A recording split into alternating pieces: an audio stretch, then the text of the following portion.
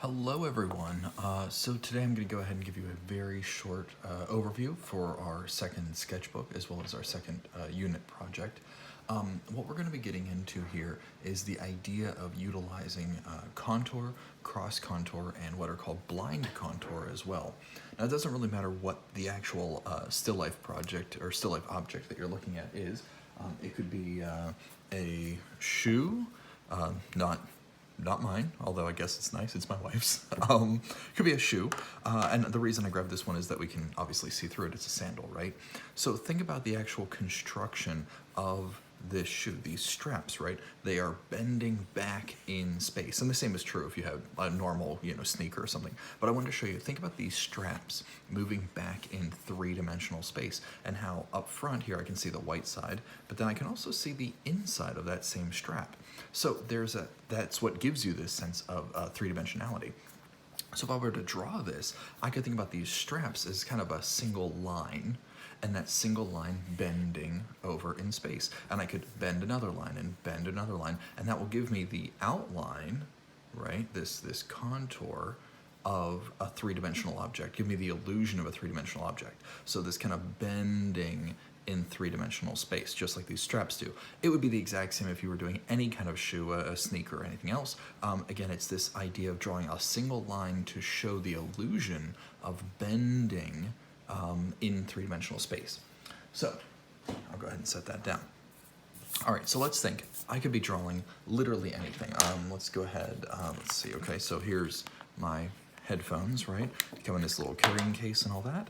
So this here is not quite a square, but it's not quite a cylinder. It's got rounded edges like a pill, but it's not quite a pill either. It's a very strange looking shape. It's hard to describe, but using lines, I can show how things bend.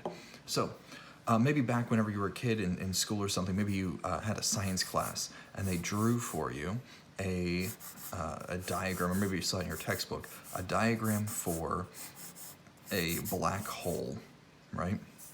And in that diagram, the black hole kind of bends down, it bends down, it bends down, right? And we kind of get this suck, this black hole kind of suction.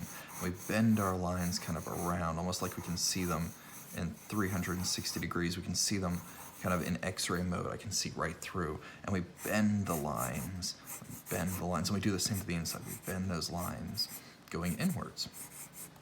So the same is true. Look how this kind of starts to bend inwards. I can't really see the other side, right? I'm only seeing the inside of this black hole, and I'm seeing the outside of this black hole, right? And that gives me that sense, this webbing. Now, in reality, this isn't how black holes work at all. They're actually a sphere, and it doesn't matter. This isn't a science class. But if I was going to draw this headphone charger, right, I would start off by thinking about kind of, okay, well, let's start with kind of a rectangular form, because it's always easier to start with something that's rectangular because it has edges, right? So even if you're drawing something organic, say like a hand, don't use cylinders. You see that a lot of times in like demos you see online and that, they draw cylinders for fingers. I'm telling you right here now, don't do that. Draw for each digit, if you were drawing a hand, you want to start with a rectangle because that shows you the side, the top, and the front of your object, and that really helps you being able to bend it and manipulate it in space. So here's my little pill case, or my headphone case with the rounded edges like a pill. So I've got the lid, it's about here, it cuts across, and again, this is still very, very blocky, whereas this is rounded. Now at this point, I can use my contour lines, bending my lines to round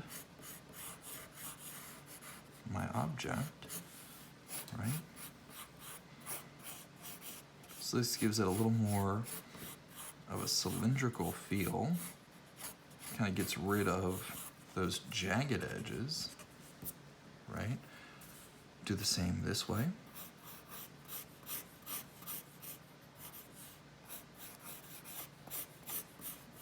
Kind of starts to look almost like a really square pillow, right? Kind of makes it softer. And by bending these lines here, I'm giving this same shape, the same kind of illusion, right? So I've got the little charger port down here. Let's add some details. There's actually a little indication light right there. Let's throw that on, because why not? I've got there's a little inset groove right here, which allows you to get your fingers in that crease.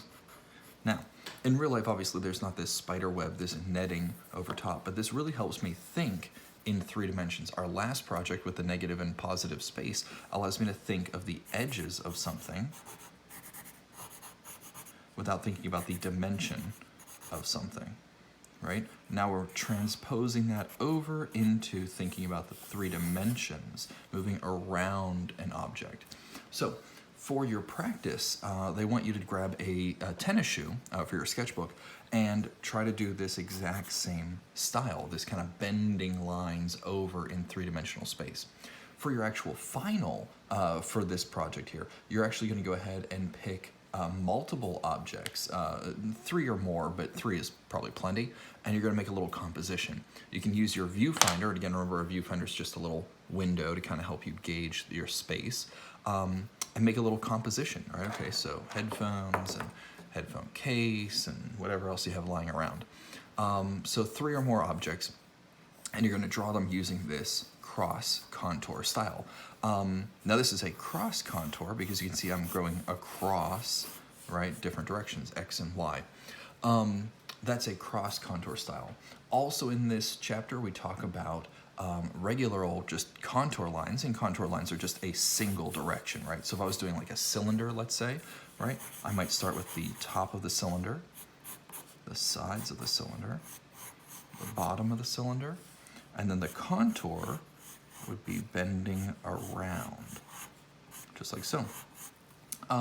You might be, maybe if you apply makeup, you would do contouring, or if you've heard of the term contouring, where you kind of add shadow to certain parts of your face, or I guess your body, certain parts of your body or face there to add more definition, right?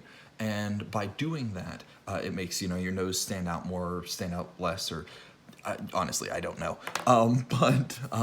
The term contouring is used pretty much the same here. We're using these lines to show 3-dimensional space. The analogy that I always give to a lot of my students, you might have done this when you were a little kid, maybe middle school, elementary school, something like that, but you kind of do one of these. So I'm going to go ahead and recreate. Maybe you'll all have some weird flashbacks to elementary school. No, it's not Thanksgiving. I'm not making a turkey, although I guess I could, but I'm not going to. So I'm going to go ahead and trace the outline of my hand. Obviously, this is not college level material, but I think it's a good way to kind of help you think in contouring and how we can add the illusion of 3D. So if I want my hand to look like it's popping out, right, I'm going to go ahead and make a perfectly straight line. And then as it hits my hand, I'm going to bend it up and straight, up, up. There's another knuckle, up, straight, up, straight, right? And then I just repeat this process, and you can make them as close together as you wanted to. Again, this is all something you probably did when you were in like middle school or elementary school. But it's a good little kind of practice. Some of you are saying, I've never done this in my life. Some of you are having some very weird flashbacks right now, and that's okay. Again, I'm just bending it slightly. The more I bend the line, right, the more 3-dimensional it kind of gives that illusion. So like the wrist, let's bend it even more. That'll make it pop up higher. And each of the fingers are kind of individual.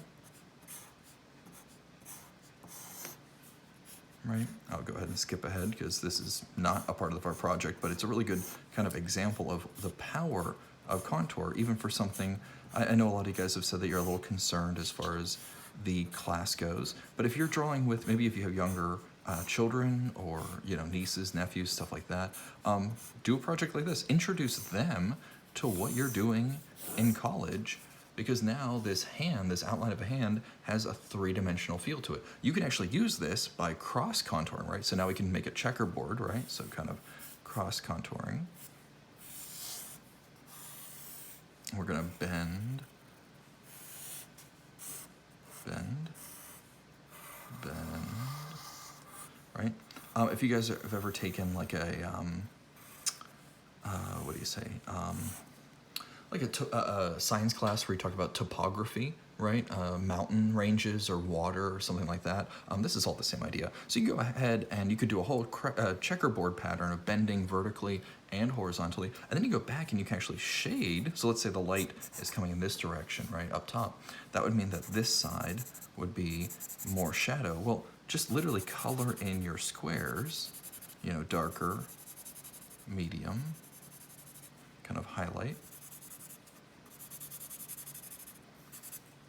darker over here, right? Pick a value for each square and you'll get a good sense of three-dimensionality, right? This is all really, really in shadow over here, right? And you'll get a really good sense of 3 dimensions very, very quickly. This is something that children do, or well, maybe they do. I did. This is what kids do to think in 3 dimensions, to give the illusion on a 2D sheet of paper, the feeling of 3D. We're doing it on a much higher level, a collegiate level, and it's a lot faster, obviously. But the same concept is true, right? Once I have this checkerboard pattern, if I wanted to, I could say, okay, the light's coming from this direction, which means that this square is darker, further away from the light. This side maybe is a little bit lighter. This side really dark. As it comes around, maybe gets a little bit lighter. And I could start helping, this checkerboard pattern can help you see where your light source is coming from, right? So that's what we're really working with. Now, one last little note for you that I think is always kind of fun for this particular project. So contour is a straight direction, vertical or horizontal, and bending around your surface. Cross contour is doing the same, crisscrossing your lines. But another fun game you can do is a thing called a blind contour. Now, I really like doing these, especially if I'm in person. It's kind of more fun to do it in person, but you can do this at home for yourself as well. So the game is this. Do everything in your power to not look at your paper, and instead, whoops, sorry about that. Instead, you can see I don't have my my regular camera holder here. I'm using a textbook. My apologies. Instead of looking at your object, or excuse me, instead of looking at your paper, you only look at your object. I'll give you an example. Hang on one second. Let's see. So I've got, there we go, nice bottle of wine. So I'm gonna go ahead, I'm gonna set this bottle off on the side. Okay, now it's out of frame, but I am only looking at the wine bottle, right? It's right here. I'm only looking at the wine bottle. I promise you I am not cheating in any way. This is gonna be horrible, but that's half the fun. So it's kind of called a blind contour because what I'm basically doing is I'm only looking at the bottle. I'm not looking at my hand and I'm not looking at the actual drawing. And so my mind is thinking about the edge of the bottle, the circumference, right? The contour of the bottle. And I have to try to create this 3-dimensional bottle by only looking at it and not looking at my drawing. I think a lot of times we get very intimidated and so we focus on the drawing and we forget to look at our object, right? So I'm only gonna look at the object. I am not looking at my paper at all. It is a blind contour, okay? Here we go. I promise I'm not looking at my paper at all. You can laugh all you want. It's not gonna hurt my feelings. Here we go, okay. So I'll give you a trick with blind contours. Don't pick up your pencil. That's the trick. Okay, you ready? All right, not looking at my paper. 3, 2, 1, here we go. Okay, that's the top of the bottle. Here's the neck of the bottle. I'm trying to think about it in my mind. Okay, now here's the body of the bottle, kind of rounds. Okay, and then it comes down. It's kind of like a cylinder. Here's the contour. That's the bottom of my wine bottle. Here's the other side. Okay, here's the center. I'm gonna think about the cross contour. Kind of comes up and bends in, and then up around the neck, and then down the neck, bends, straight down, up, bends, and up the neck. And the neck itself has a little label, a little wrapper on it. So there's the top of the wrapper, kind of comes around. Here's the bottom of the label, okay. And then down here, there's another label right here for the type of product, the name of the company. There's that. And 3, 2, 1, done. Oof. Okay, well, not the most realistic thing, but I can kind of see what I was going for, right? The neck is not horrible. I definitely got the bend, the contour of the label, even though the label's not really on the bottle. I missed something here. I don't know what I was doing over there. Kind of missed something here as well. But overall, there's a sense of three dimensions there, right? So as junky as this may look, a blind contour is a really good practice for your sketchbook, not for your final, to help you think in 3D. Because in my mind, I was imagining kind of, okay, it goes around and around and around and around, and that's the neck. And then there's a sphere, right? And it kind of goes around and around. I was trying to like decompress, or not decompress, but kind of like deconstruct, excuse me, the width of the bottle in my mind. And by not looking at my pencil, kind of forces you to spend time in your head as opposed to only hyper analyzing the paper. So your sketchbook is going to be a little bit of practice. I think your sketchbook asks you to practice on a tennis shoe or a sneaker of some sort of shoe. But really, at the end of the day, you're focusing on the cross contour idea. I would suggest that you kind of lightly sketch it in, like I did for the headphone jack here. Lightly sketch it and then think about the contour. It helps to apply the contour if you have something to apply it to. And then for your actual final, for Unit 2 here, again, you are gathering 3 different objects, a collection of objects, a still life, and you are focusing again on this cross-contour idea. So you don't need to add shading. That was just an example.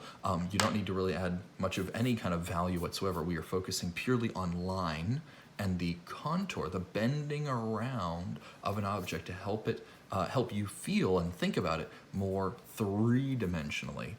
That's what we're going for, okay? So hopefully that helped. I will also be releasing very soon a video summary critique of your Unit 1 work as well. So all the best, guys. Hopefully this helps you, and feel free to keep me posted if you have any questions. You can email me or add any kind of comment in the discussion board. Okay, all the best. Bye, guys. See ya.